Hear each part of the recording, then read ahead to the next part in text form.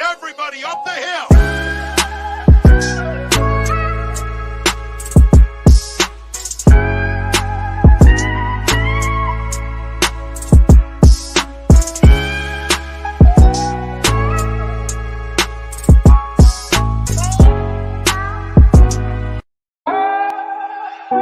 Oh,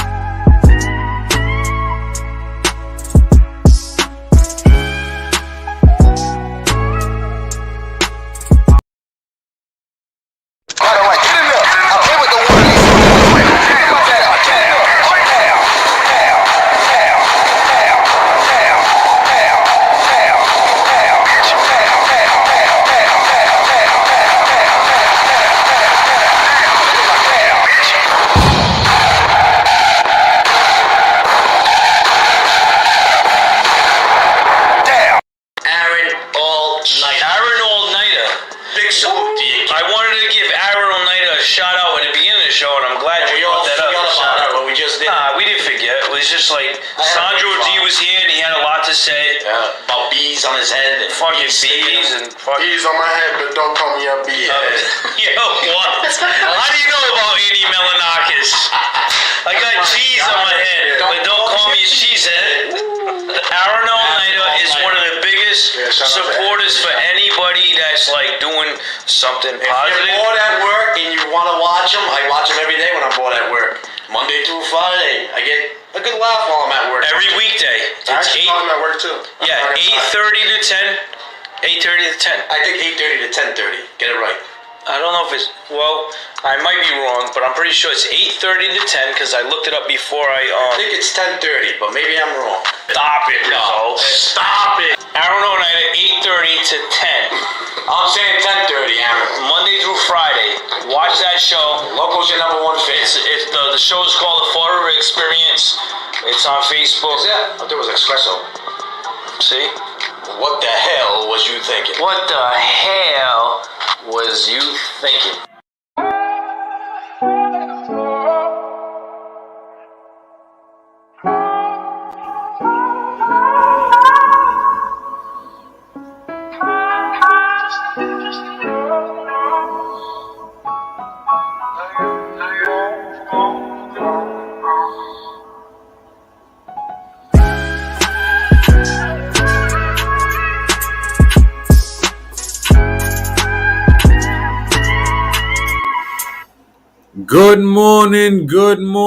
Good morning, Forever. It's your boy Aaron All-Nighter.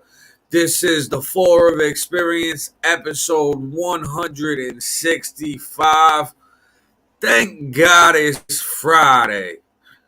Everybody share this out for me. Share this to your news feed. Share this to groups. Share this to your story. Hit right post. You can tag up to 100 people. Tag people in the comments, tag people in the story, tag people in a post. Also, share this to your like page if you got one. If you share this to your like page, I'll like and follow your page back. Speaking of liking and following, make sure you like and follow the Forever Experience. I'm also live right now on Street Magic Multimedia. I usually go live on Aaron All-Nighter Facebook as well. However, I'm going live from now on the Forever Experience YouTube channel. So go check out the Forever Experience YouTube. Check out the Forever Experience page where you're at right now, or Street Magic Multimedia. Now, I start and end every episode with community resource informational videos. That way, if you, a friend, a family member, a loved one, need any of these resources, do not be ashamed to utilize them. That's what they are there. Is food pantry, soup kitchen, child care, and emergency care services. Also, if you are a local artist, musician, small business owner, you trying to get your product and services promoted to the people, contact me, Aaron All-Nighter, for sponsorship packages starting as little as $10 per episode, $40 for the week. Packages vary in price, but services offered are graphic design work, flyers, logos, video editing, voiceovers, podcasts, interviews, commercials, custom merchandise, social media promotion, and more.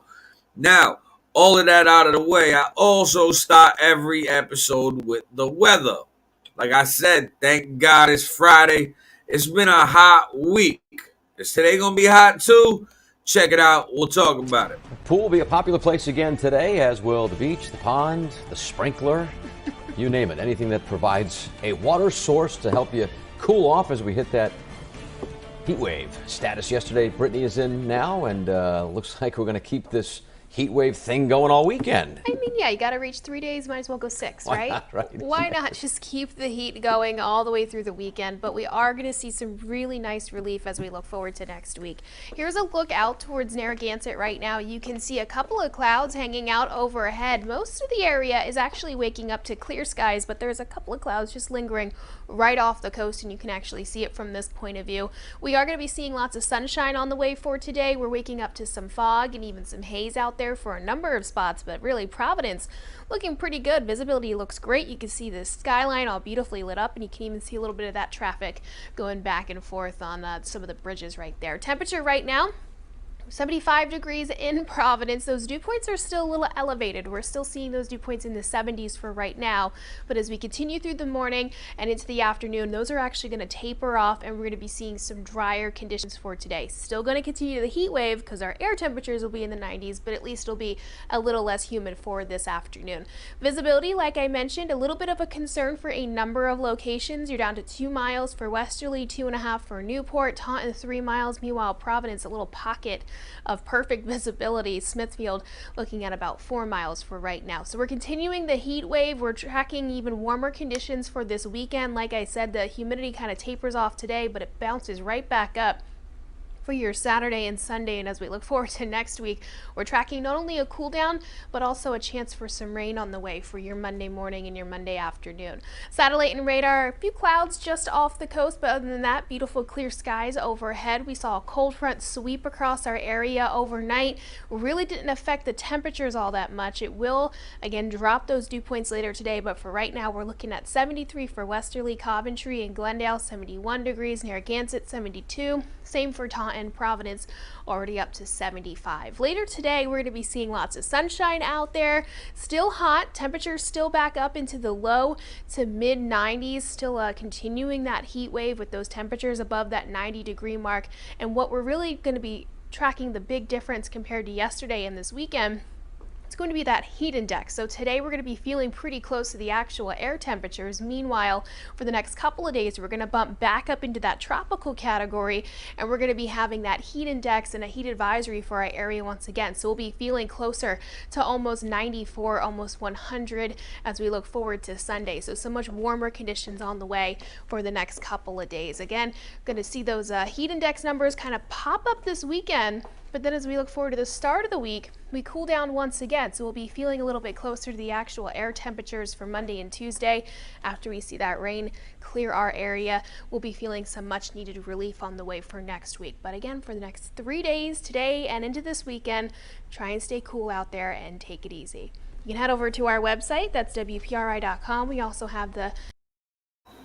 All right, so today it's going to be beautiful but hot. It's going to be 93 degrees today. And it's going to be 95 tomorrow and then 96. Oh, man, is it hot outside. But again, thank God it's Friday. Now, big news to talk about. A lot of things going on. But before I get into some good shit, I need to talk about some bad shit. Recently, there's been a lot of biker issues. We had the 50-person brawl on Pleasant Street a month ago. Earlier this week, a biker in Rhode Island was shot in the face. Now, allegedly, it was Hell's Angels versus the Pagan Motorcycle Club on Pleasant Street outside of the Pagans clubhouse.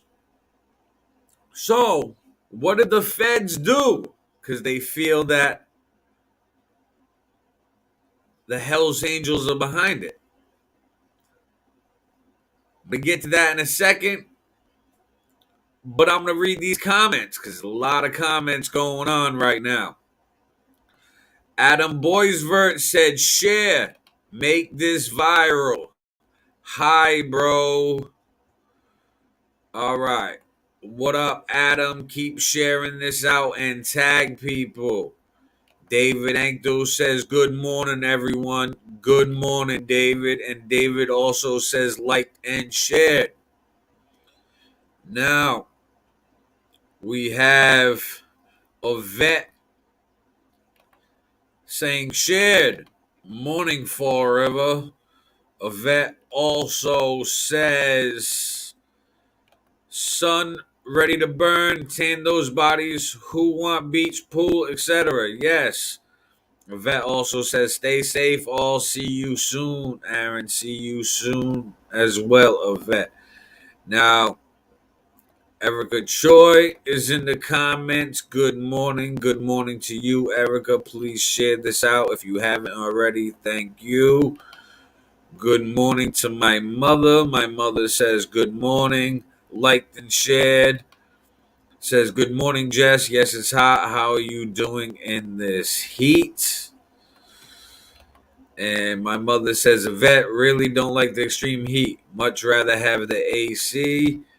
And my mother also replied to Adam, hello, how the hell are you? Now, my sister says, good morning, gonna be another hot one. Yes, it is. My sister says, hey, Mama Wheezy, talking to my mother. And my sister also says, I'm staying in unless I have to pick up Gigi or have an appointment. How about you?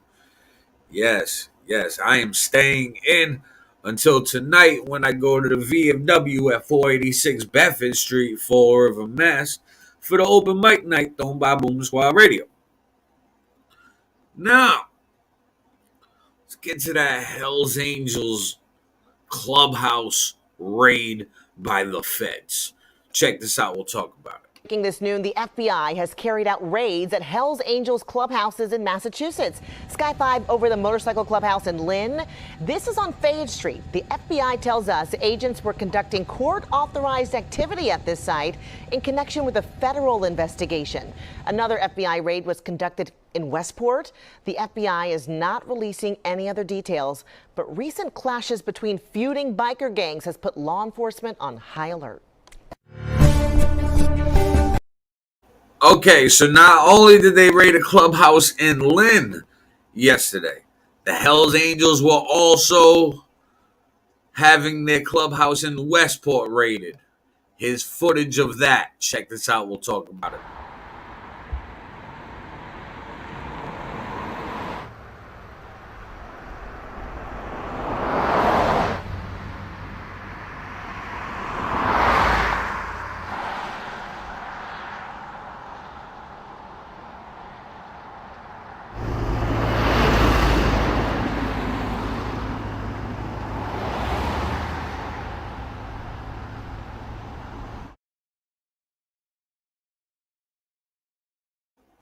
So as you seen, the feds was rolling up over there. They had these big ass fucking military tank fucking truck thing going on, ready to just get people. Wild. Now, Motor Cop Chronicles podcast shouts to you. Motor Cop shared it out. I appreciate it. Again, everybody share this out. Share this out. All right. So, getting over to some news. Recently, a Fall River woman was arrested and charged in multiple instances of having someone's back in a shooting, pretty much. So, let me get over to this article over here. This lady, she in some shit. Right? But, where is it?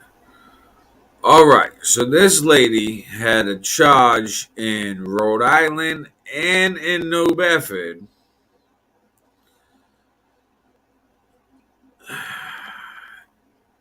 Basically, in connection to multiple shootings. 24-year-old Fall River woman connected to multiple shootings in Fall River and New Bedford, including a 2019 New Bedford murder case, was sentenced to state prison last Friday.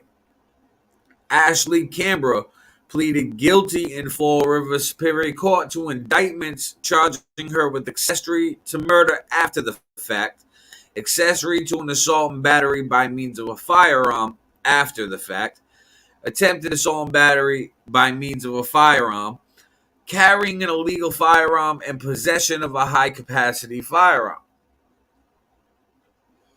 Judge William White sentenced the defendant to serve 4 to 6 years in state prison. Judge White also ordered the defendant to be placed on probation for an additional 2 years.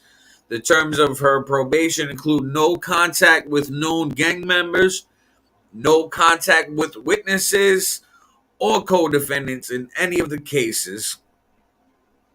She must not possess any drugs or weapons and provide a DNA sample. On July 26, 2020, the defendant, along with co-defendants Brian Ortiz, Tyrell Woodis Pina, and Giovanni Vale Valentin, were traveling in a 2020 Jeep Compass rented by Canberra's grandmother.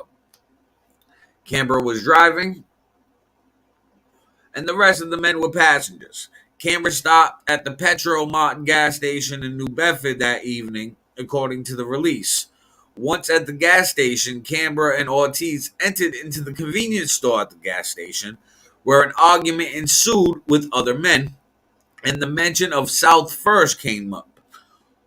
Ortiz claimed to be from there, and the other men present from an opposing neighborhood went on to have an argument with Ortiz that escalated and poured out of the store.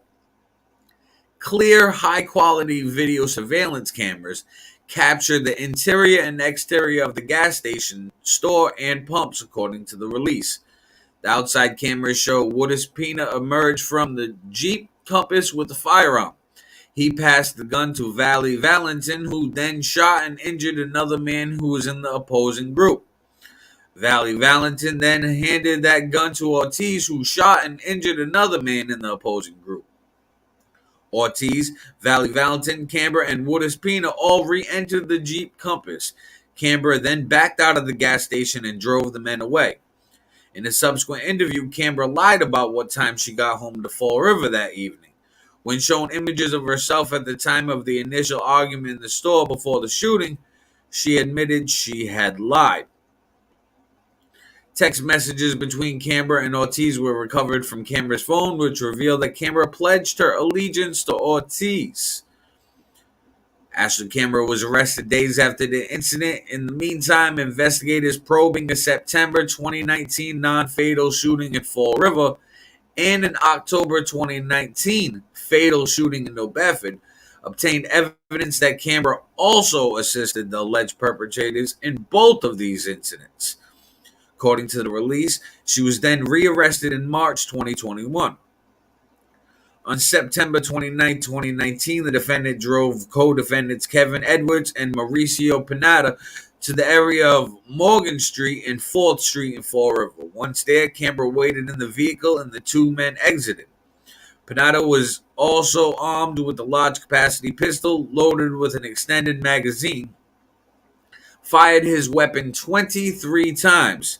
15 cases were found in the area of Griffin Park, and 7 more cases were found in the area of 4th Street and Morgan Street. An additional casing was found the next day. 2 of the shots struck and damaged parked cars, and from those cars, police found 2 projectiles. Video surveillance footage showed both Pineda and Edwards fleeing together from the scene of the shooting, using their hoods to obscure their appearance and both clutching items in the front pouches of their sweatshirt as they ran.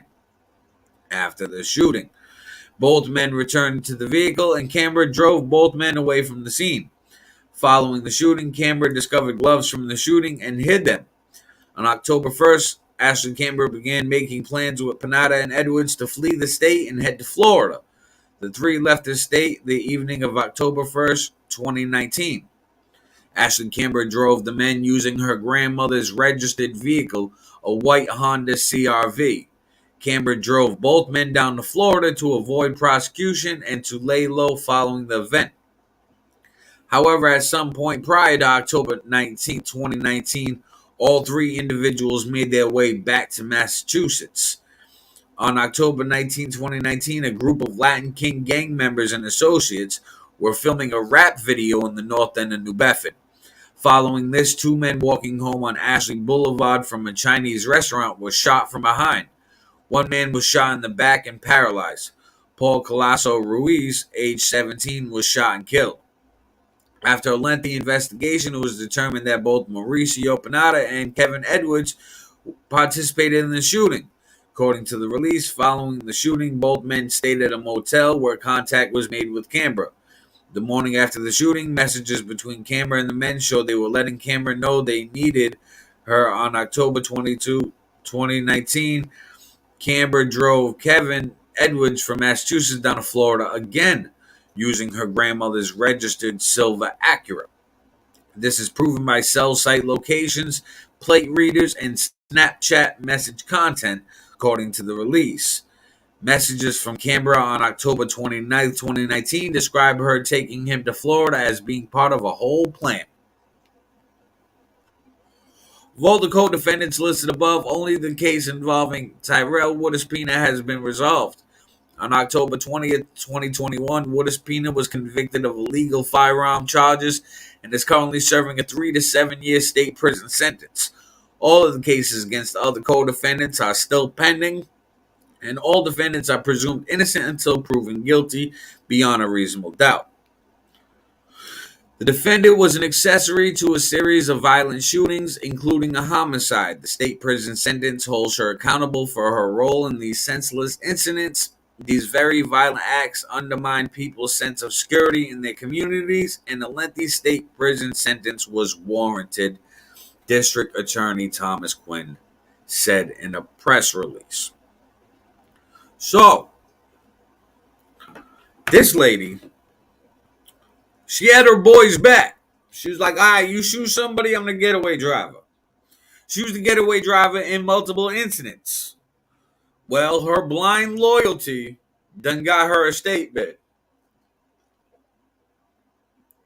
Don't be loyal to the people shooting people and get yourself a case because you want to be a gangster. Jail's not gangster. Prison, not gangster. Just saying.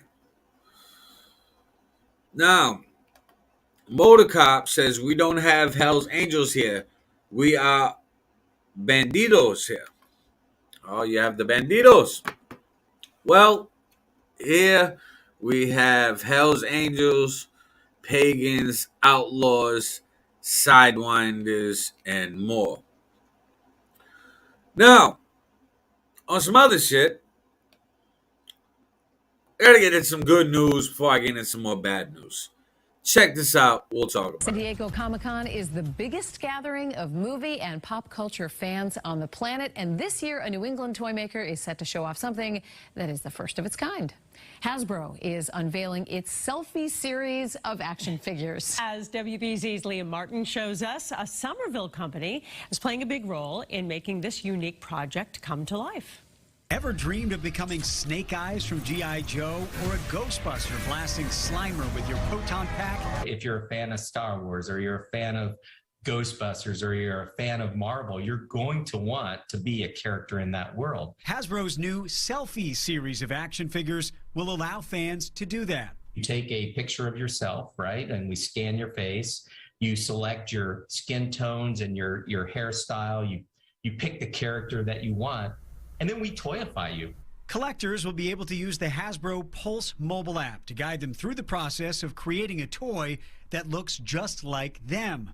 All of this is possible in part to the 3D printing company Formlabs in Somerville. Hasbro's been a customer of ours for many years. They'll use our printers to prototype new products, try out new designs.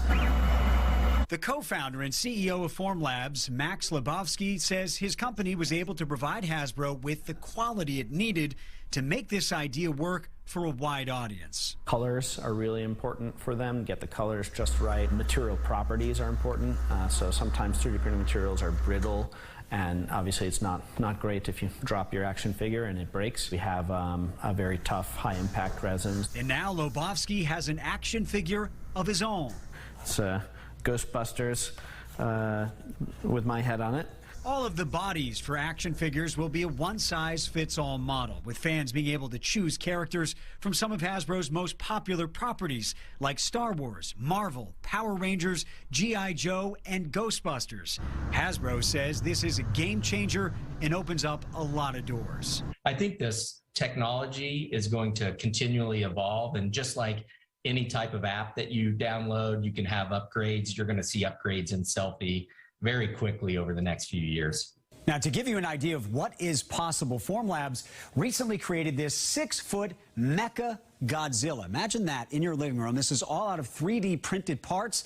As for Hasbro's selfie figures, the company says they're going to be in the 6-inch scale and cost around $59 a piece. They're going to be available for order this fall. I'm Liam Martin, WBZ News.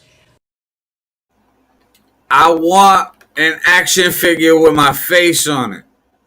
Yes, that's what I want. It's only $60. That's pretty cool. And Hasbro, Rhode Island company, working with Formlabs, a Somerville, Massachusetts company, to break this. This is pretty dope. Now, Motor Cop says I'm going to have to get one of myself for sure. I believe me too. Matthew Watts says $60 is worth it. Absolutely. To have an action figure of yourself? What? I'm about to turn myself into G.I. Joe real quick.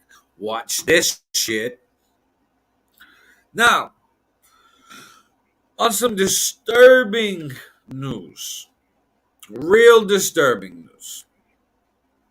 Now, this man who is a sick fuck. All right. How do I put it? Okay. This motherfucker. Damn, how am I going to word this right? Anyway, so this sick fucking rapist, bestiality bastard. I forget his name off the top of my head. But this man was extorted by Jay-Z Correa in the marijuana dispensary extortion case. Gave Jay-Z Correa like $200,000 and got beat for it and kept getting extorted. Well, this man has a sex case in Brockton. This man took photos of this sex case. Now, this sex case incident was him drugging a woman until she passed out. Then he took photos of his pit bull performing oral sex on this unaware, passed out female. Took photos and a quick video, and in the video, you hear him say, "Good boy." What the fuck is up with the world? I can't stress this enough. If you're a fucking weirdo, keep that weird shit to yourself. Don't fucking rape nobody. Don't do no dumb shit. Don't.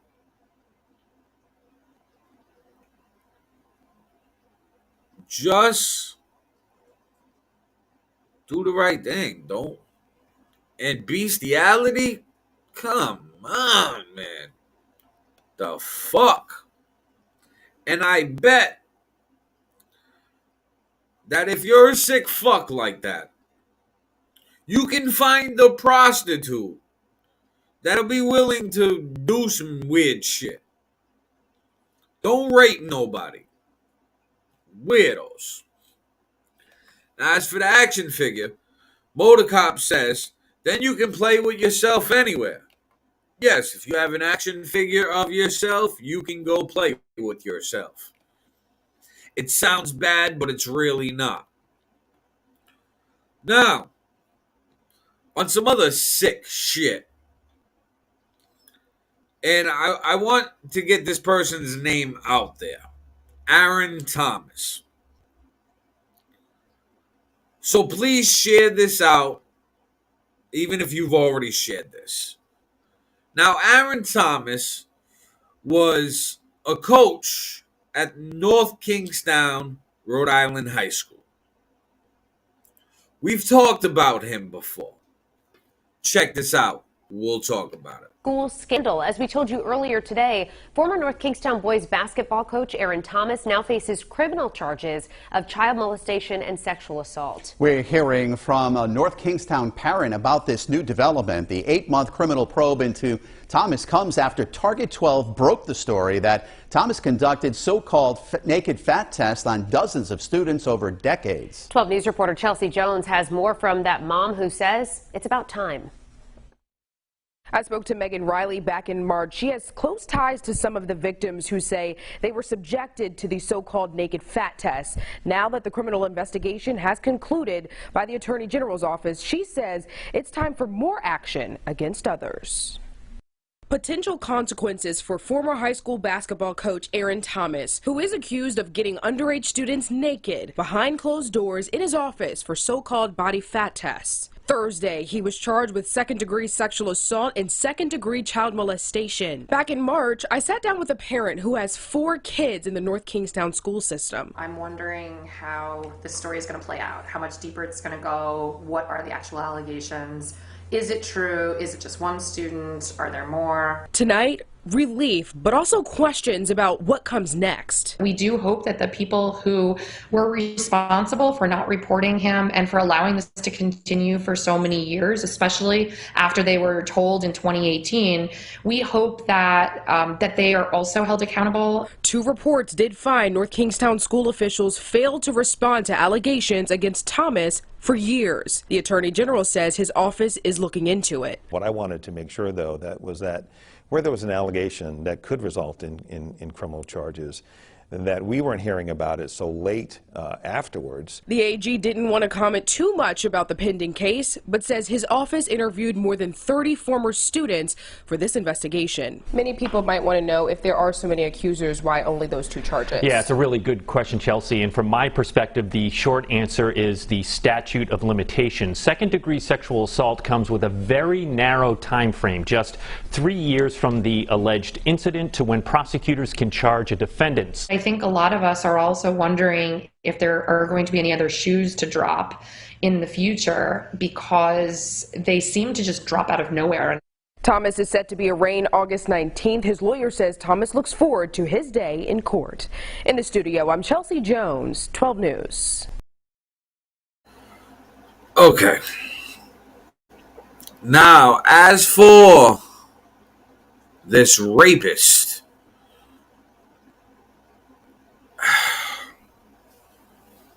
we put our trust in people to be around our kids. We put faith in teachers and coaches to do the right thing and treat children good. This is disgusting. This man was like, oh, we're going to do body fat tests. See how much of your body mass is fat. Cool, get naked. What? You fucking rapist. Sick pedophile. Now, in the comments, Motorcop just blew my mind. Motorcop says that he just covered a story of a guy in Florida that drugged and raped an alligator. Now, whenever I hear a news story that says Florida man, I know it's some crazy shit. And it's been some crazy shit since back in the day when they had the bath salts. Remember the Fall River man who chewed, well, not Fall River, the Florida man who chewed somebody's face off? But damn, a Florida man that drugged and raped an alligator? What the fuck is the matter with people? Now, Carrie Tasheen says stopping by to say hi. Hi, he was horrible. Hello, Carrie. Now, please share this out for me. I'd appreciate it. Thank you. Now, Motor Cop says, I can't say it on here, but there are things that need to be done to child predators. I absolutely agree. Now, there's bad people out there. There's good people out there. Now, I'm going to play two videos that regard to police officers. One is a good one. One is a bad one. I'm going to play the bad one first. That way, I can lighten the mood with the good one. Check this out. We'll talk about it. A Sunrise police sergeant on the run trying to keep away from our cameras as he bonded out of the Broward County Jail. That officer was arrested for this video here that made headlines, showing him grabbing a female officer by the throat. Local 10's Christian De La Rosa was there when he walked out of jail and joins us live with the details. Christian. This investigation took 8 months, and you might remember it wasn't until after we exposed this case that this sergeant went from desk duty to being suspended with pay. Fast forward to today, his arrest, but he still has his job. He's a cop bonding out of jail and running away from our cameras. He is Sergeant Christopher Police, a 21-year-old veteran of the Sunrise Police Department. This is his mugshot, and this is he grabbing a fellow officer, a woman, by the throat. This police body camera footage is from November 2021.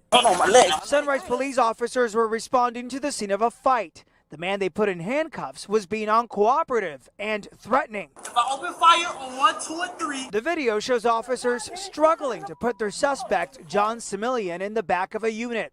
It's when Sergeant Police comes in. He's seen reportedly pointing pepper spray at the suspect and is heard making threats. You want to play?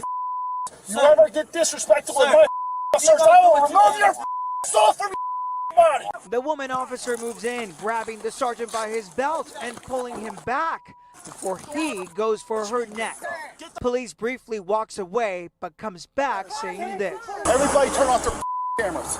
Arresting documents we obtained show he's now charged with battery on law enforcement, tampering with evidence, assault on a law enforcement officer, and assault. The Sunrise Police Department sending us this statement saying in part, further determination with regards to the employment of Sergeant Police will be made in accordance with Florida State statute, due process, and the collective bargaining agreement.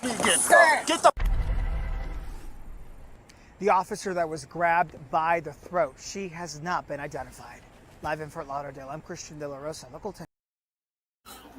Okay, so this officer, the sergeant, was very aggressive with the suspect. Suspect was handcuffed, and it started like that. So, handcuffed suspect having a hard time getting in the cruiser. No. It's instinct. You don't want to go to jail. So he resisting a little bit. But he's cuffed. He's not a threat. Sergeant comes over, hey, you want to disrespect my officers? I'll take your fucking soul out of your fucking body. Officer, you cannot take people's souls. Then, when the female officer on scene realized, hey, this is escalating, I need to stop this sergeant before he hurts this suspect who's already apprehended. She pulls him by his belt and his waistband to pull him back like, hey, calm down, relax. He grabs her right by the throat, pins her down up against the car. Boom! Leaves, calms himself down, comes back. Everybody shut off your cameras. I wonder what happened when the body cameras got shut off. And he got released out on a bond? Man. Now, the comments, my mother put child molesters need to be castrated, not chemically, but physically, just enough so they can pee. I don't even want them to pee. Nope. Just cut it off and sew it up. My mother says P.O. needs to be fired. All cops need body cams. No need for this. He needs to be charged. Cops should not be able to get away with this stuff. Well, he is being charged and being held accountable, and that will happen more often. But I tell everybody all the time, there's people out there yelling ACAB. All cops are bad. Now, that female cop was good. She was trying to stop the sergeant from being a bad cop. Now, this police officer right here is a hero. Check this out. We'll talk about it. This morning, some terrifying moments for two parents before a Framingham officer jumps into action to save their choking baby. Police releasing this surveillance video showing the parents walking into the lobby of the police department Tuesday evening. Officer Ryan Porter there quickly realizing what is wrong and helps clear the obstruction from the baby's throat.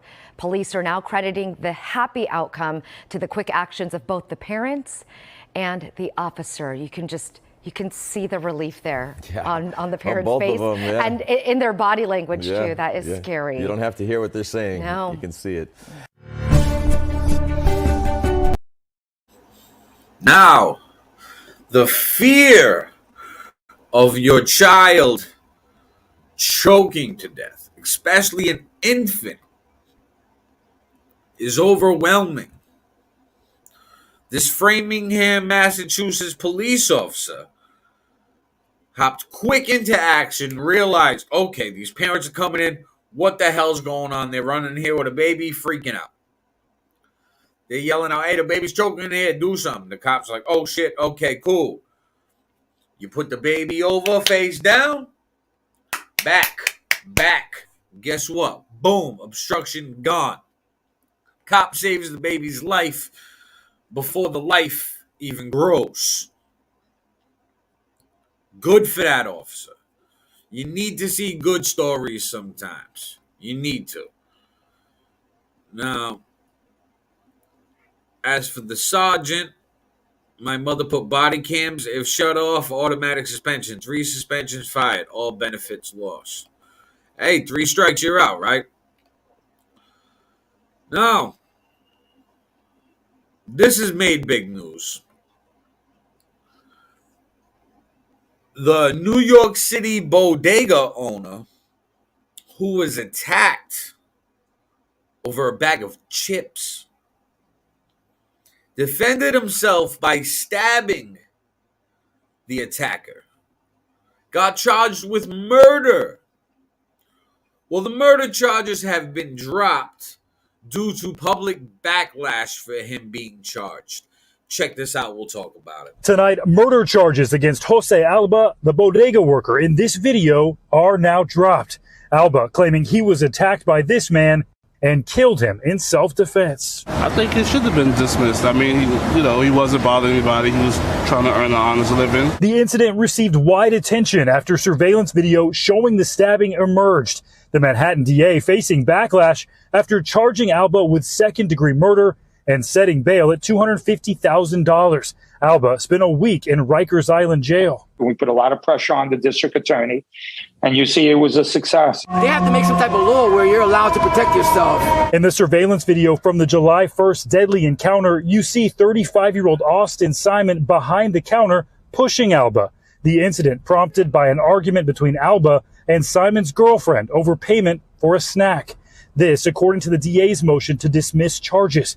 The document also describes Alba grabbing a knife and stabbing Simon in the heart, in his lung, and in his jugular vein, killing him.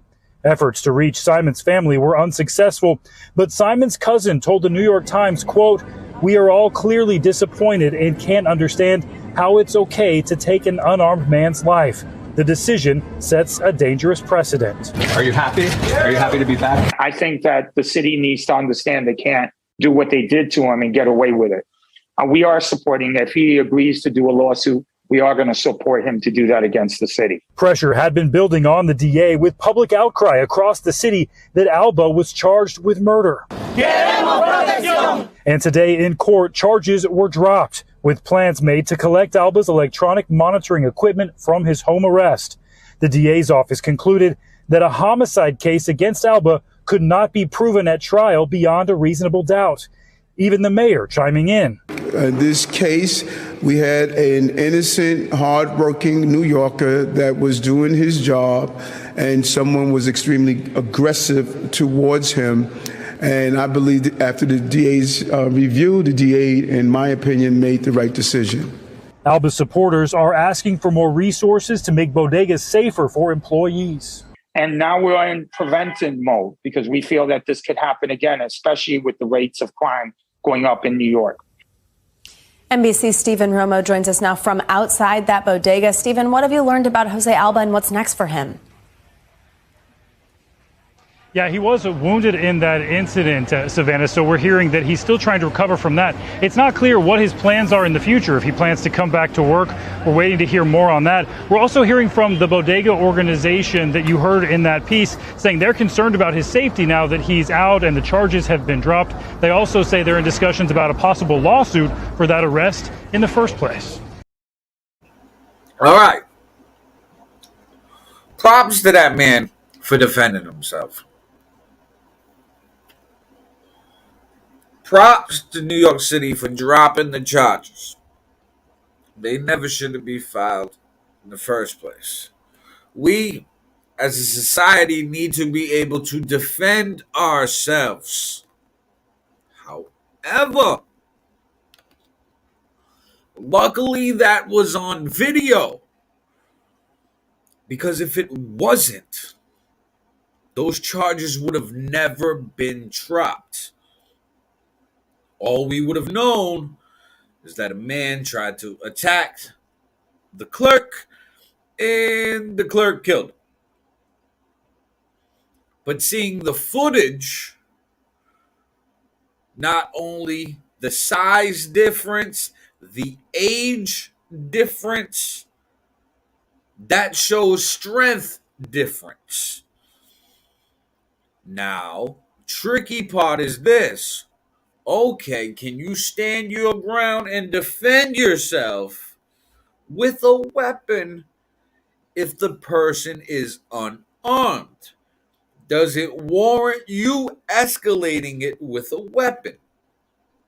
It's a real tricky loophole legally. It is going to be a very difficult precedent to set. We seen in Florida with the stand your ground law, we seen George Zimmerman kill Trayvon Martin because he was walking in a neighborhood with a hoodie on and George Zimmerman felt threatened. How can we decide what threat level warrants death? Like if you're being beat up, should you be able to kill the person because you're losing a fight? Would that be self-defense?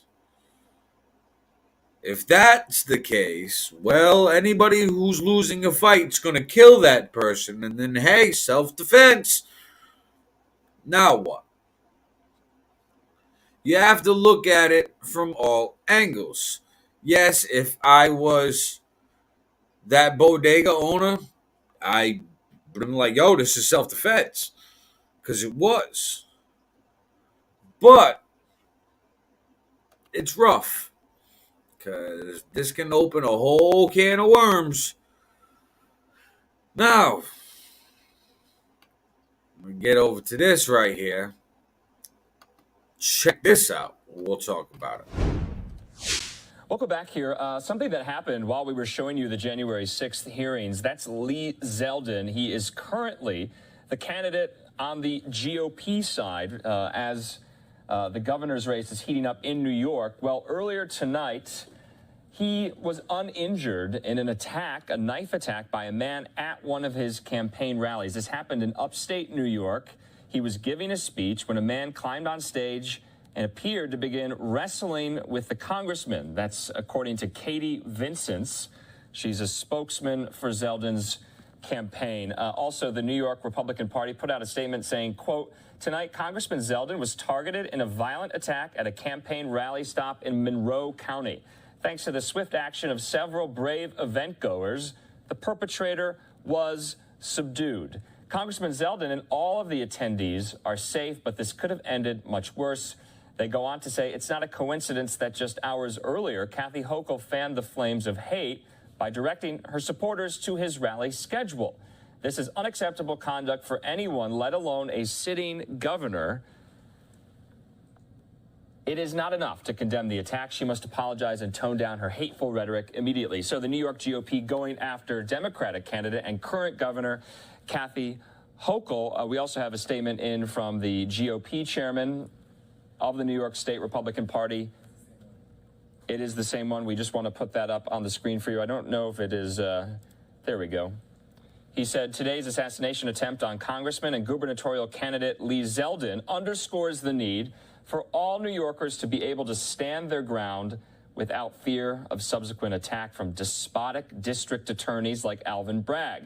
New York must remove the onerous duty to retreat that it places on citizens and permit them to defend themselves and their dignity. Back out to some of the video. Hopefully we can bring some of the video of the scene. We're seeing some of it on social media, as many in the crowd did detain this attacker. We don't have any information, though, on the identity of the attacker, who it was, where did they come from. We just know it was a man who apparently tried to stab Lee Zeldin at this upstate New York event today, but the congressman thankfully managed to escape uninjured. That man climbed on stage and began wrestling with the congressman. A video of the event posted on Twitter showed the man appearing to grab Zeldin's arm before the two fall to the ground as other people try to intervene. The attacker was then taken into custody, and the congressman continued his speech. This is definitely going to be a story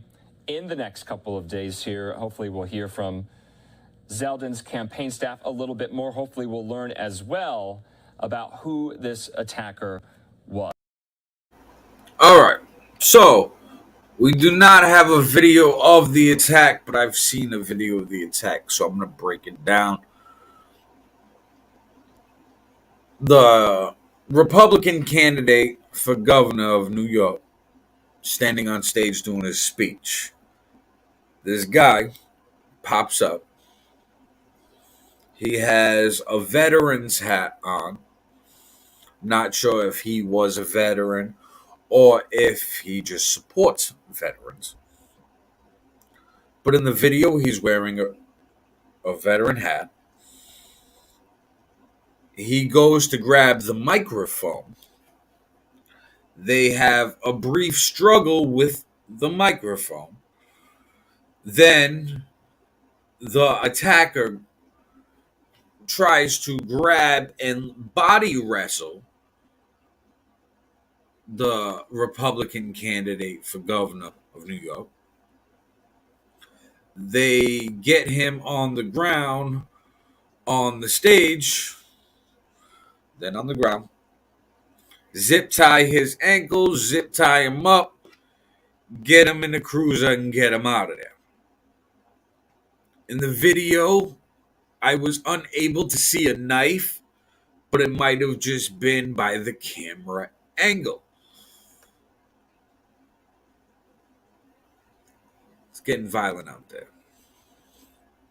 Now, with camera angles, depending on the angle of the video, depends on what you see. So, a lot of people now are starting to use drone cameras. You know, get that bird's eye view. You get that bird's eye view, you can see a lot of things. Let's see this quick video of what a drone captured in the waters close to us. Check it out. We'll talk about it.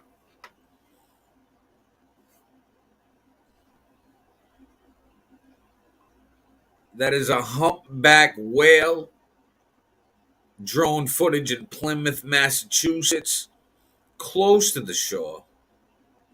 Huge. Do you see the length of that humpback whale?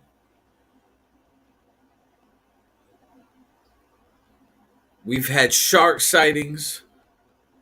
We've had now whale sightings. And I'm not going to lie, I love the energy of whales. Big as hell, and they just want to play around.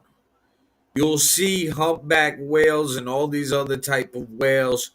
They just fucking hop into the air, do a little spin. They're like fucking doing barrel rolls in the air. Oh, they're just hopping around having a good time, like they're at Fun City Trampoline Park that was supposed to come to Plymouth Ave but never did. But that was over in Plymouth, Mass. And humpback whale. Now, whales are in the water.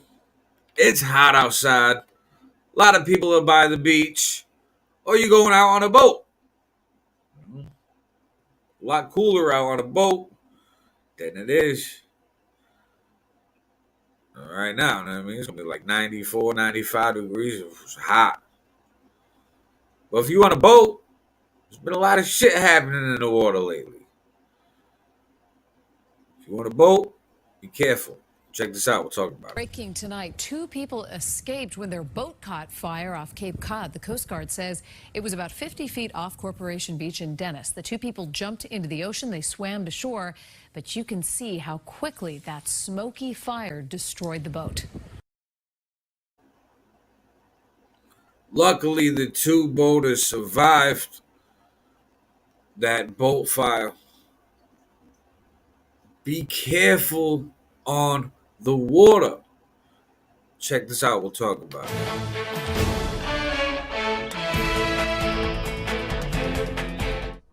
This is 12 News Now. I'm Adriana Rosas Rivera. North Smithfield police have identified the man whose body was recovered from the Slatersville Reservoir in North Smithfield last night. 18-year-old Evandel Frederic of Woonsocket was jumping into the reservoir from a railroad trestle.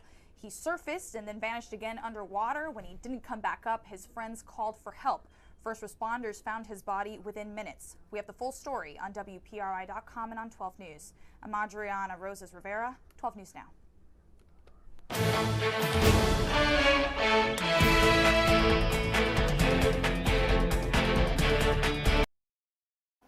Dun, dun, dun, dun. I shouldn't have joked.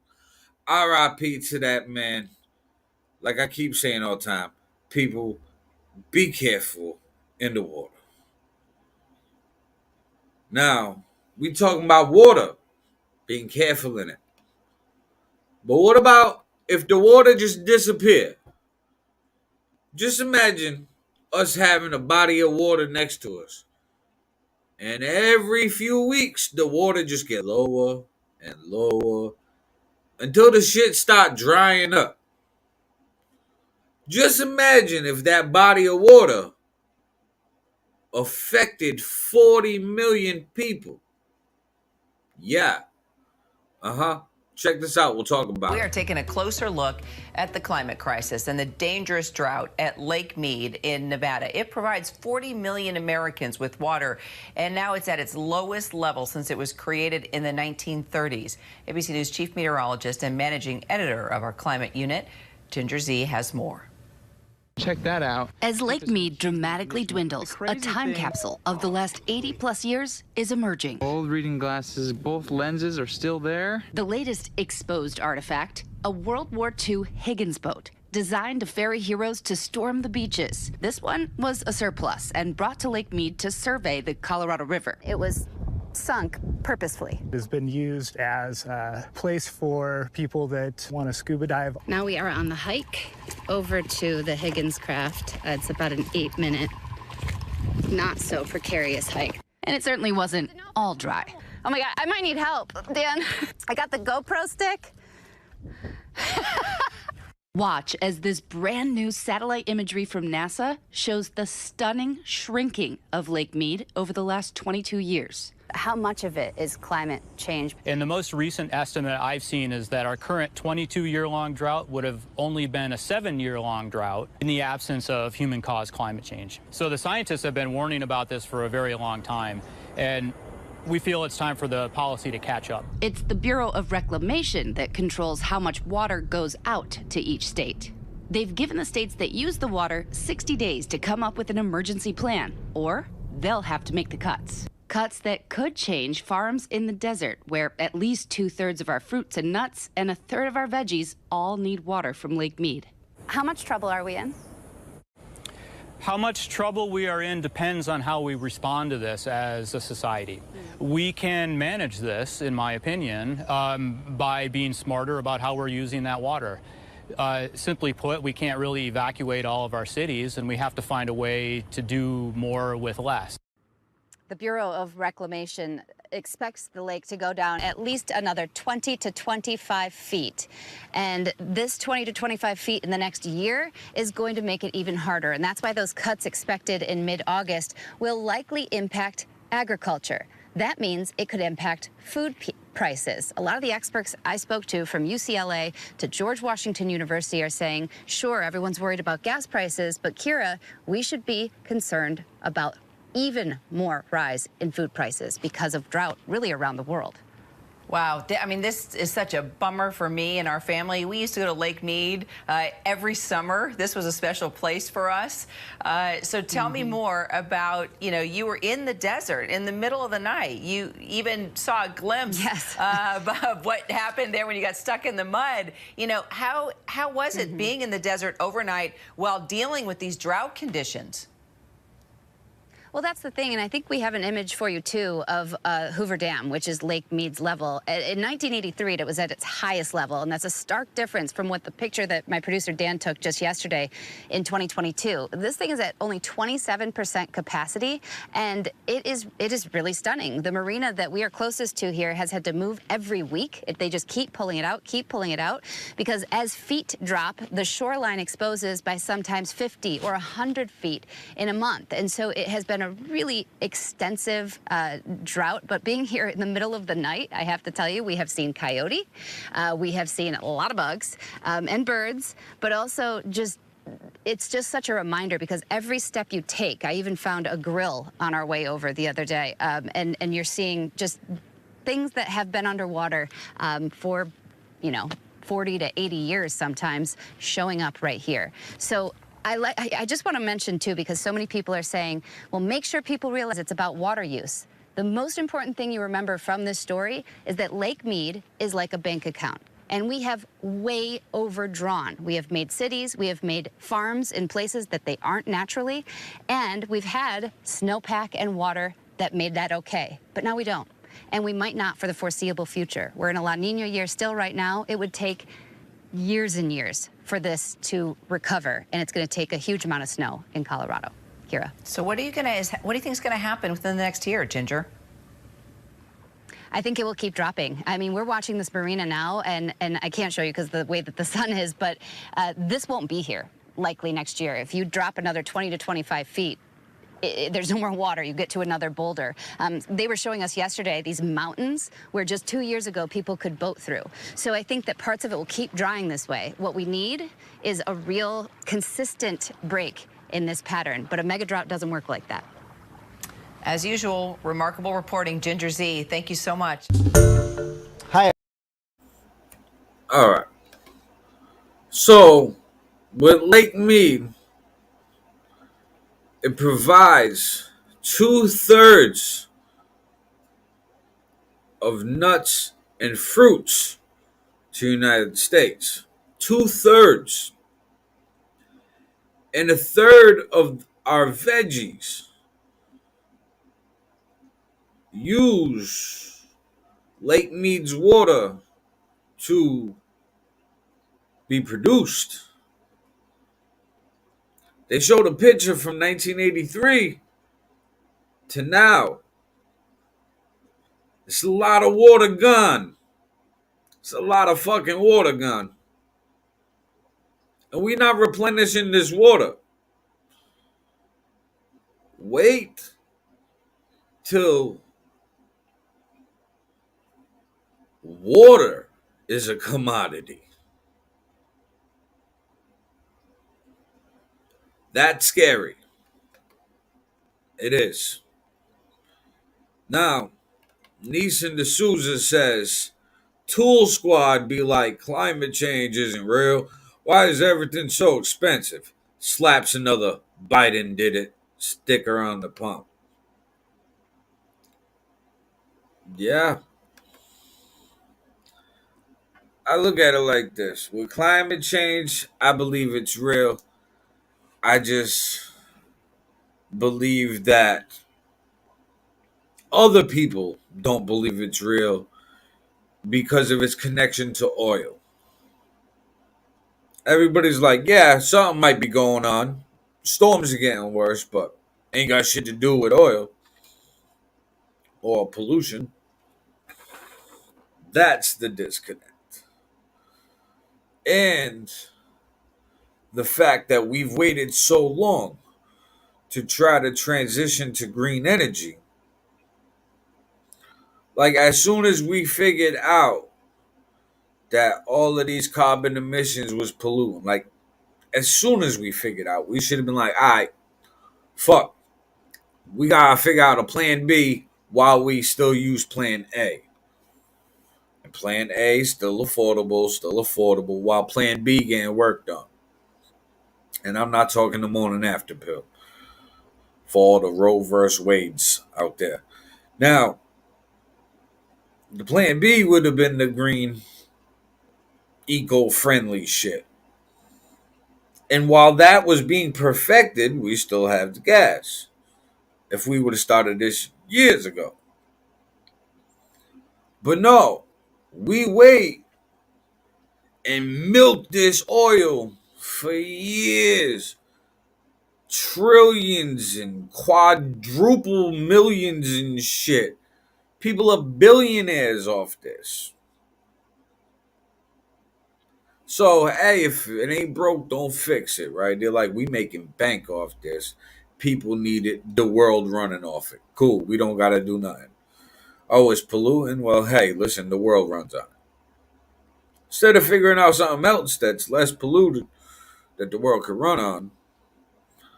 Because whoever figures that out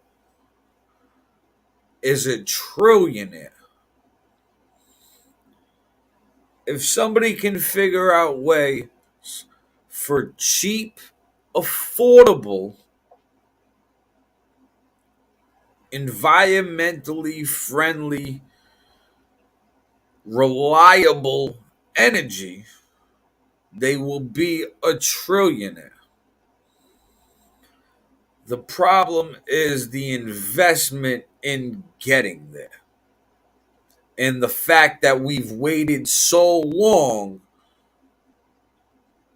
to switch over, and the fact that we have decided to do all this huge push to switch to green energy at the wrong fucking time.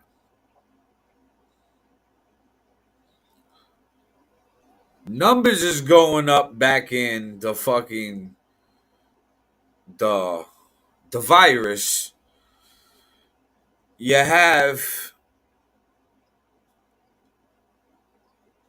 trying to shut down pipelines to switch to green energy, COVID, supply and demand, you have wars going on, all these sanctions, people stockpiling their own shit, like, nah, you want me to export this to you?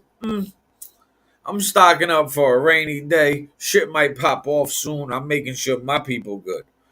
You want some? Bro, I'm charging you more. So now we getting charged more for shit. So it was a horrible time for us to switch to green energy. We should have did this shit, I don't know, about 40 years ago. But we didn't have the technology until now. Unfortunately. Now, Neeson D'Souza says, nothing to be said at Oh, the hundreds of thousands of barrels lost into the drink because, oops, EPA kills profits, just wave inspections, Deepwater Horizon was fake news, all inflated by the media. Same with the Exxon Valdez. Yeah. However you feel, man. Now, this connects to everything going on. Not only with green energy shit and that fucking up supply chain, but this fucks up supply chain too. Check this out. We'll talk about it. Thanks, Kelly. That's right. An estimated 70,000 truckers would be impacted by this law, as 2/3 of the drivers who move containers in California ports are independently owned and operated. At the Port of Oakland alone, more than 2,100 trucks go through the terminals each day. And the conflict has led the Oakland Shoremen Union, the ILWU, elect not to enter the terminal, citing safety concerns because of going through the crowds. And this labor shortage is the reason why the ports are closed, because there is no labor. The impact of the shutdown is also showing up on the U.S. supply chain heat map by CNBC, which tracks information of various logistics data companies. It's a sea of red, Kelly, and the time the containers are sitting at the ports is huge. Check it out. Because if every day the port is closed, it takes at least 2 days for the congestion to clear up. Now, also, check out this chart from Project 44. This shows the amount of time an import container is waiting to get picked up. Right now, it's over 16 and a half days. Last week, it was over 15 days.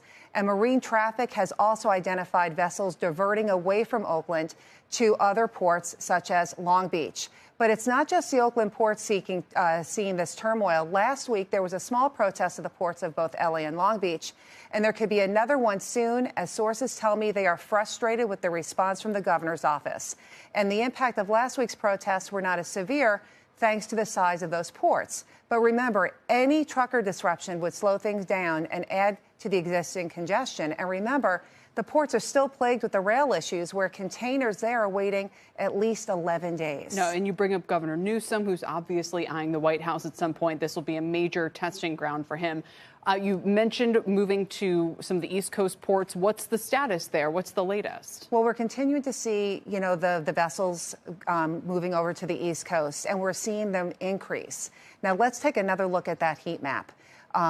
Back where we're seeing where Savannah, they're seeing a backup of 36 vessels waiting over at the port anchored. That's $1.2 million in trade floating out at sea right now, and that's half of the month's volume of what Savannah normally handles. But marine traffic tells me rerouting ships to other ports like Charleston may not solve the problem, but rather create a ping pong congestion effect. And what we need to look for next, then, are the ocean carriers going to start canceling port arrivals because of the congestion? And is this just a U.S. issue because of the California gig law and some of those idiosyncrasies? What about Europe? How are things over there looking? Well, as you know, we've been following Europe for quite some time, and the labor strife, of course, has always been the big story, but now it's the hot weather. And that hot weather has decreased levels in the inland waterways, and sources are telling me this is impacting the movement of grain like wheat, fertilizer, coal, and animal products. Grain prices, as we all know, have already increased as a result of Russia's war on Ukraine, and these delays are not going to help. Take a look at the heat map. The barge operators on the Rhine have had to cut down on their max capacity of payloads so vessels don't get stuck in the water. And on top of that, the labor strikes have crippled German ports, as you can see. They're still facing a 2.5-month backup in containers, and there could be another strike as early as August 24th. Well, a good reminder, we saw downgrades even just this morning on some consumer products companies citing these ongoing freight costs and challenges, and this is exactly where this is stemming from. Lorianne, thanks. Keep us posted. Thanks. All right. So, big trucker strikes. Trucker strikes in California, leading to Chicago ships being rerouted. They got all these shipping routes like fucking zigzags and like so complex that when you gotta switch them, shit gets backed up a little bit. You haven't worked the kinks of the new route yet. Haven't worked them out. But strikes over in Europe And heat waves are pushing things back 2 months, they say. It's a long fucking time. Then they mentioned Russia, Ukraine with wheat. Ukraine does provide 80% of wheat for the world. Wheat is in a lot of shit. We need wheat. I said we need wheat. But with talks of more strikes coming, well, if you don't have the truckers to transport the shit because they on strike fighting for their rights, which they have the right to do, it fucks everybody else up. Everything's like a well-oiled machine. Everything works all pieced together properly. If a piece don't work because they not working because they on strike, well, the machine fuck up a little bit. That's how things is looking. Now, Sherry says heat waves don't stop shit. Here we work no matter what. I agree with the heat wave shit, but people use excuses to get out of work. I can guarantee this week there's been people call out of work. Hey man, I can't come into work today. It's too hot. I have breathing issues or something. And they get the day off because the boss don't want to get sued. Or there's people still using the COVID excuse, even if they don't have COVID. Hey, I have symptoms. I'm going to go get tested. I don't have an at-home test. I'm going to go get a PCR test to make sure. It's going to be a few days. Don't worry. Stay home. Nobody want to get sick. Those people, their lack of productivity, it all adds up when there's millions of people doing it. Those are the little things that people overlook. You have that. You have people just switching jobs because, hey, you know what? That job pays better. Fuck you. I quit. I'm going there. Now you got bosses having to replace employees. It's a perfect storm for shit. You have that. You have such division in the country because of politics. And with these politics, it's only going to get worse because a lot of hot topic issues is going on. Check this out. We'll talk about it. Today, the House passed legislation to federally ensure protection to the right to contraception nationwide. Democratic supporters hope to keep birth control access from potential Supreme Court intervention. The Right to Contraception Act would establish a right in federal law for individuals to obtain and use contraceptives. The bill ultimately passed, but not before some intense debate. Birth control allows women and their partners to make essential decisions about their health and their lives, including whether to have children and start a family. That is a consensus in America, overwhelmingly. This is not about protecting access to contraception, but rather federally subsidizing abortion providers and allowing unapproved, dangerous contraceptive drugs to be widely available.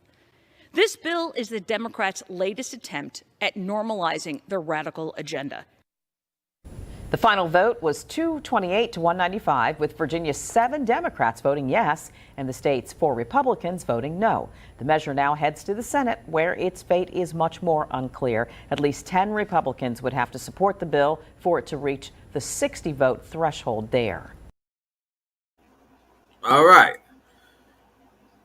147, I believe, Republicans said no. Well, they said nay.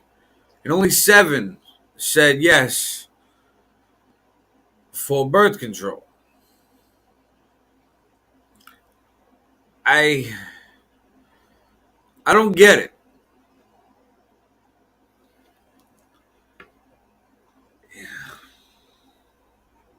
I don't get it. I don't get it, people. I thought this was all done. Like, now, Sherry says, question is, people still getting PUA money if they stay out for 2 weeks? No. Far as I know, that stopped. Sherry also said, but 35-year-old women can't take the pill. It's a health risk.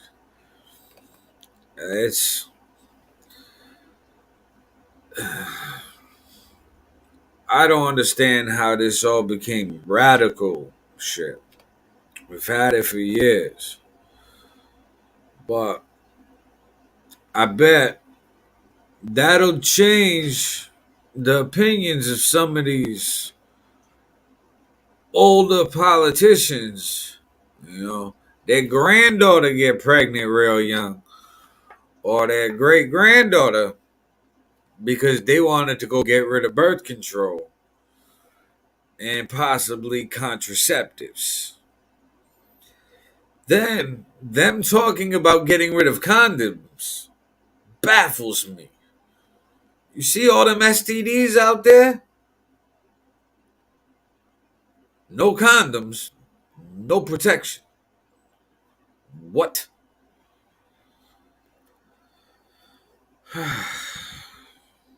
Another hot topic. Check this out. We'll talk about it. Today, the House passed legislation to federally ensure protection. Oops. Check this out. We'll talk. Momentum gaining on Capitol Hill to codify the right to same-sex marriage. Fox 5's chief legal correspondent Katie Barlow taking a look at where things stand in Virginia, where there seems to be some confusion there following some recent comments from the governor. Katie. Well, good evening to both of you. The frenzy to codify the right to same-sex marriage on Capitol Hill comes as activists are concerned that the right to same-sex marriage, marriage equality, could be on the chopping block after the Supreme Court overturned the right to abortion. Now, dozens of states have what are called zombie laws. It's a funny term, but it means laws on the books banning same-sex marriage that right now aren't enforceable because the Supreme Court has said there is a right to same-sex marriage. So they're dead like zombies. But if the Supreme Court were to overturn the right, then those laws could automatically go into effect, thus rising like the Walking Dead. And Virginia is one of those states that has a zombie law. However, there is a provision in Virginia's constitution that was passed in 2006 that said that same-sex marriage is not permissible under the Virginia Constitution. So if Obergefell is overturned, there is some very serious concern that same-sex marriage will be unlawful in Virginia. Virginia Governor Glenn Youngkin recently told CBS News that same-sex marriage was protected in the Commonwealth and that it's the law. Now, while that's true because the Supreme Court made its 2015 landmark decision in Obergefell, if that decision were overturned, then Virginia's constitutional ban on same-sex marriage would remain in effect. Now, Virginia Senator Adam Ebbin led efforts to get rid of the constitutional ban on same-sex marriage in the Commonwealth. A change to constitutional amendments in Virginia has to pass both Virginia houses twice, with an intervening election between the two times it passes before it's then sent to the voters for their approval. The Constitution of Virginia says that marriage would be limited to opposite sex couples. And we've had legislation to change the Constitution that passed 1 year, but it has to pass 2 years in a row. And the Republican House. Okay, so same-sex marriage zombie laws, meaning if the Supreme Court was to overturn same-sex marriage protection rights, these states could make same-sex marriage illegal immediately. Alabama, Alaska, Arizona, Arkansas, Colorado, Florida, Georgia, Idaho, Kansas, Kentucky, Louisiana, Michigan, Mississippi, Missouri, Montana, North Carolina, North Dakota, Ohio, Oklahoma, South Carolina, South Dakota, Tennessee, Texas, Utah, and Wisconsin. Massachusetts is not on that list. Massachusetts is a very liberal state. And over here, let me get this up right here, because that's hot topic. This is also causing a stir and division. Check this out. We'll talk about it. Morning, folks. Steve Bannon's defense team rested its case without calling any witnesses and asked the judge to dismiss the contempt of Congress charges against him for defying a subpoena by the January 6th committee. Lawyer David Schoen on Thursday said Bannon, a former top advisor to President Donald Trump, decided not to testify because he was barred by the judge from making two arguments. The first, that he believed his communications with Trump were protected by a legal doctrine called executive privilege. The second, that he relied on legal advice from an attorney in refusing to comply. Lawyer David Schoen spoke after the day's proceedings. He's not someone who thought he was above the law ever. Bannon respected executive privilege. He respects the Constitution, the separation of powers principle. His view was he's caught in the middle, his hands are tied, and that was the view of his lawyer. It's not his privilege to waive. If it were, he would have spoken. Bannon told reporters he's testified before Congress for some 50 hours in the past, but said he followed a pattern. Every time the exact same way. Executive privilege, a lawyer was engaged, they worked it out, and every single time, more than anybody else in the Trump administration, and quite frankly, even McGahn and Reince, those guys aggregate, Stephen K. Bannon testified. So you heard it laid out today. See you guys tomorrow. Thank you very much. By the way, one last thing. I stand with Trump and the Constitution. Thank you very much. Bannon has pleaded not guilty to 2 misdemeanor counts after rebuffing the House Select Committee's subpoena requesting testimony and documents as part of its inquiry into the January 6th rampage by Trump supporters on the Capitol. Bannon's primary defense was that he believed the subpoena's deadline dates were flexible and subject to negotiation. Although a senior committee staff member testified for the prosecution on Wednesday that Bannon disregarded the subpoena's 2 deadlines, sought no extensions, and offered an invalid rationale for his defiance. Closing arguments from both sides are expected on Friday, with the jury then due to begin deliberations. All right, people. Morning, folks. Steve Bannon basically saying, hey, listen, I was caught up in the middle. I wanted to testify, but I didn't. And the lawyer told me to. Good fallback. But even though he said he stands with Trump, he said he will testify. And all this at the January 6th committee, which last night they put their final session until September. Ironically, they're going to let the summer months breathe. Let the Supreme Court fuck shit up. And then January 6th committee going to fuck shit up and throw some gasoline into the fire of this election year in September, right before the election in November. Check this out. We'll talk about it. This morning, the committee investigating the January 6th attack, revealing never-before-seen video of former President Trump the day after the riot, playing outtakes from a speech he recorded. My only goal was to ensure the integrity of the vote. My only goal was to ensure the integrity of the vote. He was speaking about those who attacked the Capitol, but refused to say they broke the law. And if you broke the law, you can't say that. And he still resisted saying the election was over. The demonstrators who infiltrated the Capitol have defied the seat of dust. It's defiled, right? See, I can't see it very well. Okay, I'll do this. I'm going to do this. Let's go. But this election is now over. Congress has certified the results. I don't want to say the election's over. I just want to say Congress has certified the results without saying the election's over, okay? Advisor Ivanka Trump is heard coaching her father in the background. But Congress is certified. Now Congress is Yeah, Right. Now Congress. I didn't say over, so let me see. Go to the paragraph before. I would like to begin by addressing the heinous attack yesterday. Yesterday is a hard word for me. Just take it out. The heinous attack.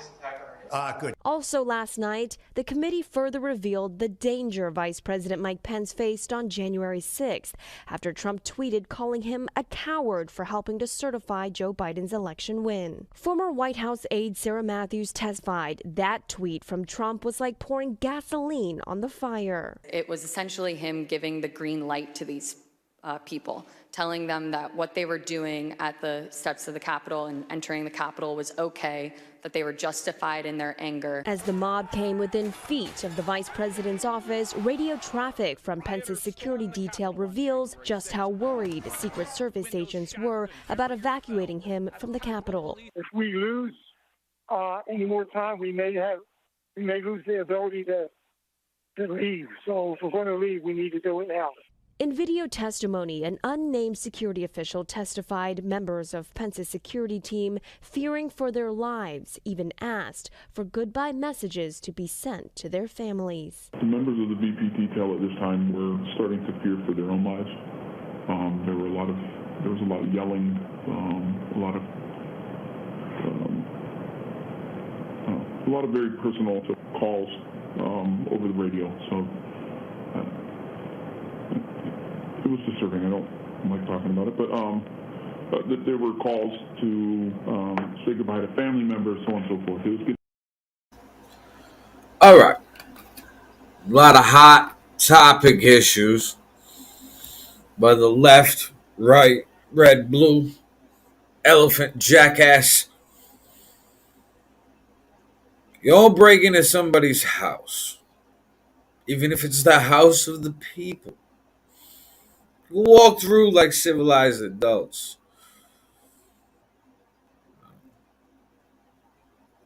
That was a riot. However, 2020 was a lot of riots.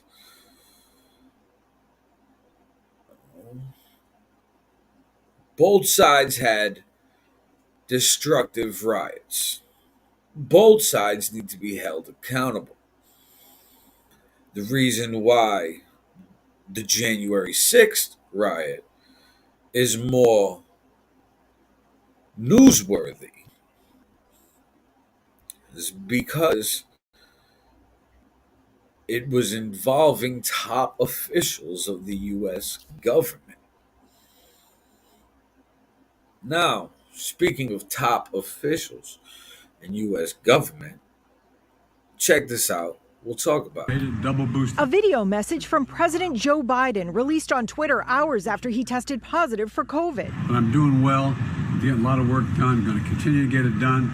And in the meantime, thanks for your concern and keep the faith. It's going to be okay. The president tweeting a picture of himself at his desk reading, "Folks, I'm doing great. Thanks for your concern."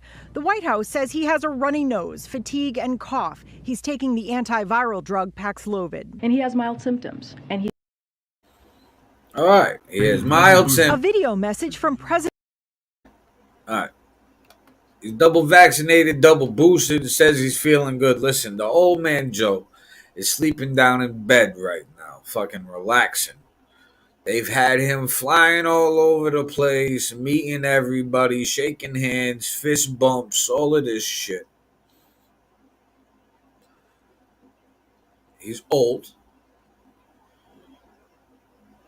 He just slipped up at Brayton Point over in Somerset saying that he got cancer. They say it was another gaffe. Man has a hard time reading teleprompters. He's not the only one, though. You've seen Trump. Trump couldn't see one of the words and didn't want to say certain things. The heinous attack yesterday, he said, "Ooh, yesterday is hard for me," saying yesterday. Like I've said before, Trump words things perfectly to make sure, plausible deniability. But Biden, COVID, he actually didn't fuck up his little speech. But This is gonna get rough. Now, over here, this is unfortunate. We have the train coming down Fall River next year. It's ahead of schedule. It will be here by the end of 2023. But the T has been fucked up and having issues for years. Check out what happened. Check this out. We'll talk about it. Antoinette and Doug, at this point, T riders are used to being late because of the service. But what happened yesterday, a train catching fire over the Mystic River, has many of them openly questioning how much more they can take. Now, video from yesterday shows the chaos inside that Orange Line train. Passengers jumping out of windows, one woman jumping into the Mystic River below. The T says a metal sill on the train fell and made contact with the third rail, which caused it to spark in part of the train to catch fire. We spoke with a man who was sitting at the front of that train when this all happened. You started hearing someone say fire, then one guy kind of like started panicking, so he tried to get the back door. Back door was locked. He just immediately went to the window, took 2 kicks, took the window out. He jumped, I jumped, other passengers jumped. I want to express my apology to our customers who experienced that today. MBTA General Manager Steve Poptek says the train was built back in 1980 and was last inspected less than a month ago. The sill, part of that investigation. The passengers we all spoke to taking those videos showing what's left of where that sill should be. The MBTA promising to investigate how that sill came loose and started that fire. Reporting live in Somerville, Matt Reed, WCVB News Center 5. Okay, so the Orange Line.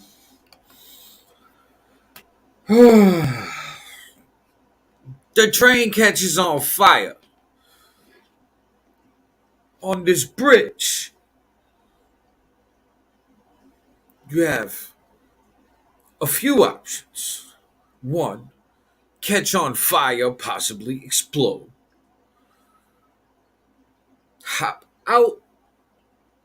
Hopefully don't hit the tracks, get electrocuted.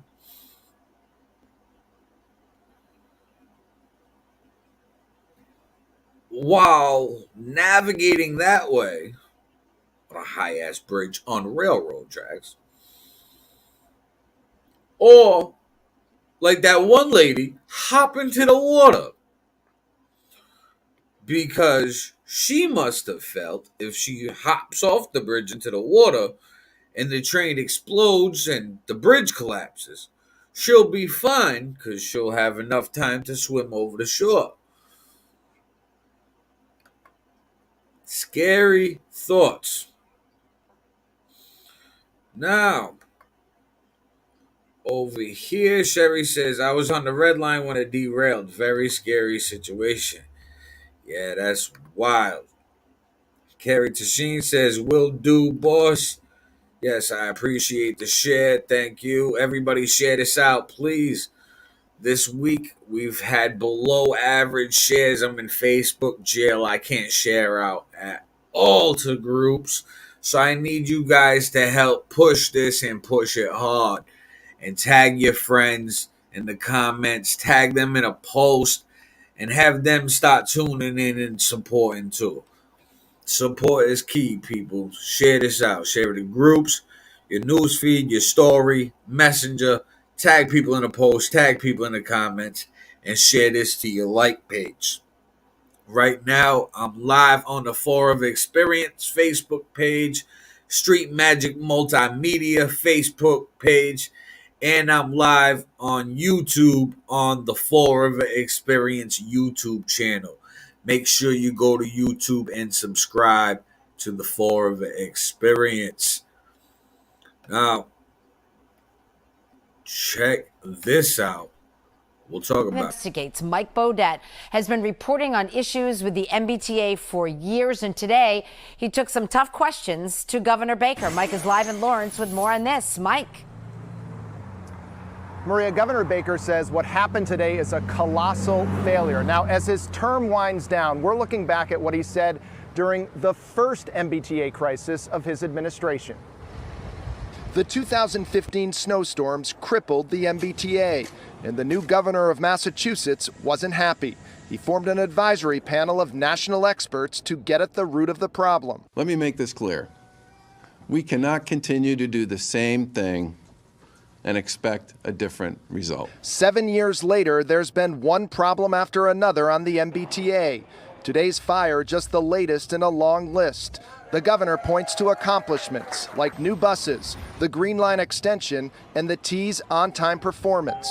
I know your administration has done a lot of things over the years, but it seems like we're getting the same result. The T continues to be a mess. The T, first of all, is not a mess. On a day like today, yeah, it's a mess. But overall, it's not a mess. As I said, it's been high 80s, low 90s in terms of on-time performance on both the rapid transit and the commuter rail system for months. But there are a lot of other issues. Oh, look, the simple truth of the matter is there's work to be done here. The governor owns some of this? Absolutely. I mean, he's the governor, right? You know, I'm not gonna. I don't know who else you would look to. Pete Wilson is with Transportation for Massachusetts, which is working to improve transportation across the state. It's one thing after another after another. When does it end? I mean, I don't know. What I would like to point out, though, is that this is not unexpected in the sense of when you have decades and decades of underinvestment in public transportation, both at the state and federal level, these are the results that you can expect. On that point, the governor seems to agree. Are we ever going to have a world-class transportation system in Massachusetts? If we continue to invest aggressively in the transportation system, I believe it can always continue to get better. Governor Baker says he welcomes the Federal Transit Administration's ongoing review of the MBTA, saying sometimes an outside point of view is the best thing. The FTA says it's monitoring today's incident and will consider it as part of its final report. All right, so that was Baker talking about the T and all the fuck-ups. Long story short, he's saying, hey, we need to invest more money aggressively, not only to repair what needs to be repaired and updated to state-of-the-art shit, but continue expanding and building new rails with state-of-the-art trains. It fucking makes sense. Now, over here,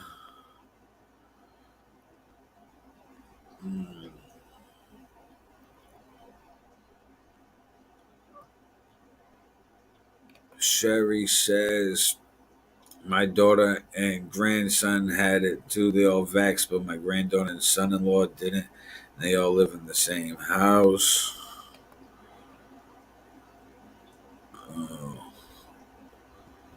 That's Sherry and my mother talking about COVID. My mother said we both had it. Aaron and his wife were very helpful, making sure we had what we needed, talking about me and my wife helping my mother and my brother out when they had COVID. Carrie Tasheen says, I'm back for a minute. I'm enjoying a cup of coffee now. I just finished my coffee. Now, Carrie said, then what happens to state tax deductions from withholdings on paychecks? That would probably be raised. But this is when companies need to pay more. If there's higher wages than taxes, I understand that everybody hates taxes, but what do you think pays for society? Everything. If you don't want the train to catch on fire on a bridge, well, you got to pay a little bit more taxes so it can get fixed. That's a 40-year-old train right there. Are you driving a 40-year-old car? No. It sucks. Times is tough with money. But hopefully you have great odds. Because tonight you could win $660 million if you have amazing odds. Check this out. We'll talk Tonight's about Mega it. Millions jackpot is the 9th largest in game history. Up for grabs tonight is an estimated $660 million in $660 million, but it carries a cash option of just under $377 million. The grand prize has been swelling since the last time that someone won in April. And a reminder from the lottery that no matter how many tickets you buy, your odds of winning are still about 1 in 302 million, but it's just so negative, I'm not going to think. So if you have a 1 in 302 million odds, well, hey, it's more likely that you get struck by lightning, but hey, it can happen, right? Now, 300 and something million, 330 whatever $million, the cash option. Send it. Or you could wait 606. The rest of your life for 660 million. I don't know when I'm gonna die. Fucking give it to me now. It's life-changing money. You will never go broke again. Now,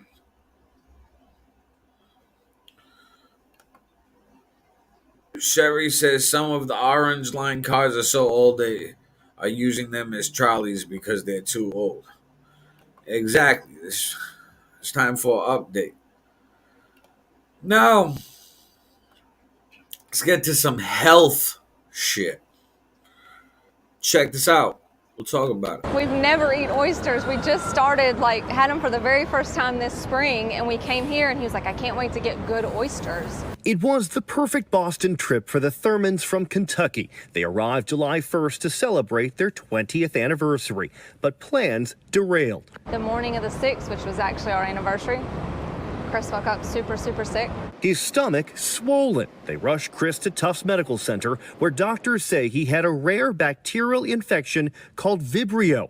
And while they can't be sure, they believe it's highly likely it came from those oysters. They said it's super, super rare, that Vibrio itself is common, but this particular strain they haven't seen, I guess, make anyone that sick. Doctors removed part of his intestines and put Chris on a ventilator. 9 surgeries, a couple times they didn't think he was going to make it. And today was what they say is a miracle. So they were able to extubate him, and he immediately started talking and asking for us. So today's a good day. An emotional 14 days for this family, made easier thanks to Boston. From the doctors and nurses to generous hotel staff, even the therapy dog helping the kids cope. The whole town has been amazing. Helping the family stay strong to be there when Chris finally woke up. He looked at me and he said, "Hey, Mom." Those are the sweetest words I've heard in a long time. Today's a good day. It's a good day. Today's a really good day. We're going to go home a family of 4 like we came. So the whole family ate oysters at 3 different restaurants. They say the health department is working to try to figure out exactly where Chris might have gotten sick, but the family just hopes to bring him home next month. All right, so this man luckily survived some super rare fucking shellfish oyster virus. Took part of his small intestines out, like 9 different surgeries, almost didn't make it a few times. Luckily, he survived. Check this out. We'll talk The about Health it. Watch tonight, a common vitamin supplement may help patients with anxiety and depression. And Dr. Malcolm Marshall is here. And so we're talking about vitamin B6. Vitamin B6. These were researchers in the United Kingdom. They recruited 478 volunteers with anxiety and or depression and randomly assigned them to receive high doses of either vitamin B6, vitamin B12, or a placebo, and screened them before and after taking the pills for about a month. They found that those taking the B6 supplements saw a significant reduction in their anxiety and depression symptoms compared to placebo. All right, so people, B6 vitamins. If you have anxiety or depression, over-the-counter B6 vitamins can help you out and relieve some of those issues. Good to know. Now, here in the comments, for all that money in the lottery, my mother says just buy one ticket. I was in line yesterday. A man in front of me said he emptied out his bank account and bought 2,000 tickets. Oh my God, not me. Well, this man got a better chance than everybody. Now, I look at it like this. Say you was a millionaire, right? A multi-millionaire. Say you worth like 10 million. I think I might spend about $5 million on tickets and raise my odds tremendously. Who knows, right? Now, this comment right here, Carrie DeSheen says, right? Their fiscal budget is probably focused on a few key points. State officials are more concerned with from state to county to townships, so they dry highway depths. Yet the state highway department got too many laws, procedures, and all that other jazz, Yeah, it's hard because they're all budgeting what they need to do, and then they put all highways and shit last. Once you put all the highways and road infrastructure last, roads is how you travel. You need roads to travel on, so if you don't fix the highways and especially public transportation, how people gonna get about? Now, more of the comments. Sherry says, my aunt hit the only winner. She took it yearly. She's still doing well at 90. Well, that's amazing news. Carrie Sheen says, brush your teeth, wash your hands, then eat. I mean, it's crazy. You can ingest virus or bacteria along with whatever it is on certain foods. Yeah, people are dumb with that shit. Be precautious, but don't be over precautious. Like, that's a force. My mother says, wow, that's awesome. How long ago that she took it yearly? And then if you're meant to win, you'll win. I agree. Now, everybody, please share this out for me. Share this to your news feed. Share this to groups. Share this to your like page if you got one. Tag people in a post. You could tag up to 100 people. That would be amazing if you did that. Like, super dope. Tag people in a story. You could tag people down below in the comments and make it easy. That'd be dope too. Send it to people in Messenger. All of that, highly appreciated. Now, if you share this to your like page, I'll like and follow your page back. Speaking of liking and following, make sure you like and follow the Forever Experience. I'm also live right now on the Street Magic Multimedia Facebook page, and I'm live on YouTube on the Forever Experience YouTube channel. Make sure you like and follow the Facebook pages and subscribe to the YouTube. Now, if you're a local artist, musician, small business owner, and you like to get your product services promoted to the people, contact me, Aaron Oneida, for sponsorship packages starting as little as $10 per episode, $40 for the week. Packages vary in price, but services offered are graphic design work, flyers, logos, video editing, voiceovers, podcasts, interviews, commercials, custom merchandise, social media promotion, and more. Contact me. We'll talk business. Also, I start and end every episode with community resource informational videos, food pantries, soup kitchen, childcare, and emergency care services. If you, a friend, a family member, and a loved one need any of these resources, do not be ashamed to utilize them. That's what they are there for. Also, make sure if you're looking for something to do tonight, 486 Bedford Street, VFW, open mic nights, thrown by DJ Boom, Boom Squad Radio. I will be in the building tonight. If you are MC, make sure you get down to 486 Bedford Street, Fall River, Mass. No cover, 21 plus, free to get on the mic. You just got to be talented, because somebody going to take the mic from you and be like, next. All right.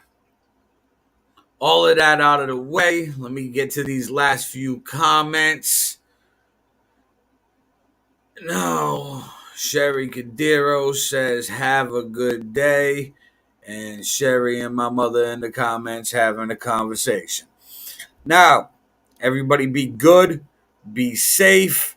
Thank God it's Friday. If you're going out, stay positive, stay safe, do the right thing, respect people.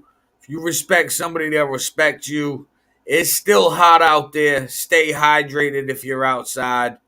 All of that shit. If you in the water, be safe. If you on the T, be safe.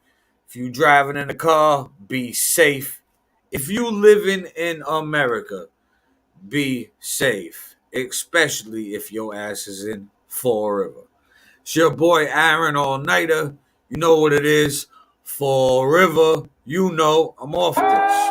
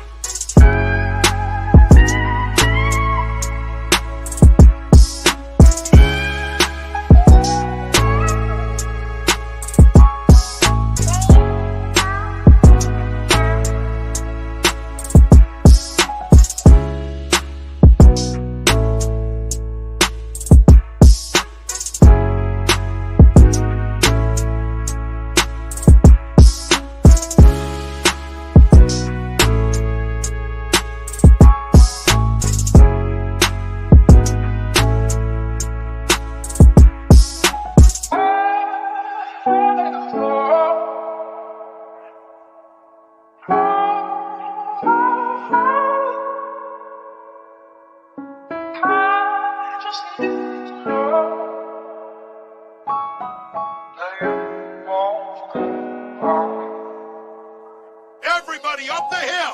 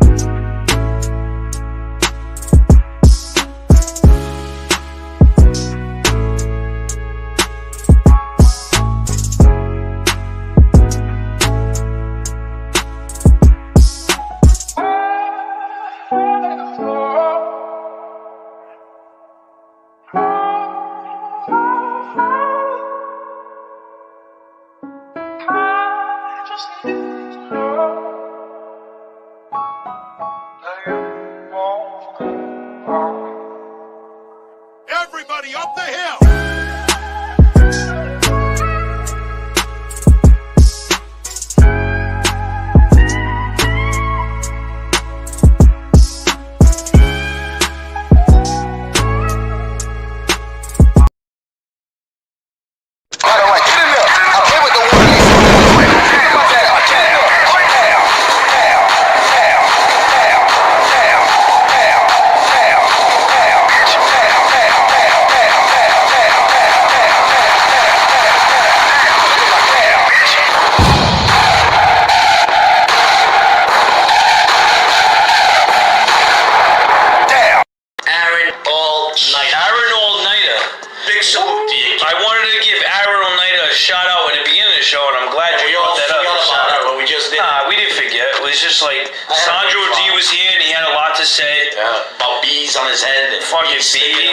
Bees on my head, but don't call me a bee. Yo, what? How do you know about Andy Melanakis?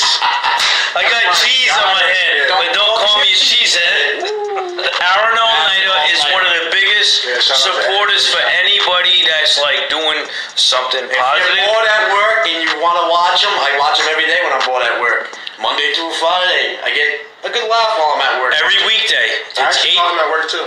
Yeah, 8:30 to 10. 8:30 to 10. I think 8:30 to 10:30. Get it right. I don't know if it's, well, I might be wrong, but I'm pretty sure it's 8:30 to 10 because I looked it up before I think it's 10:30, but maybe I'm wrong.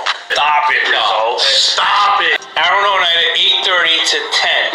I'm saying 10:30, Aaron. Monday through Friday. Watch that show. Loco's your #1 fan. The show is called The Florida Experience. It's on Facebook. Is that? I thought it was Espresso. See? What the hell was you thinking? What the hell was you thinking?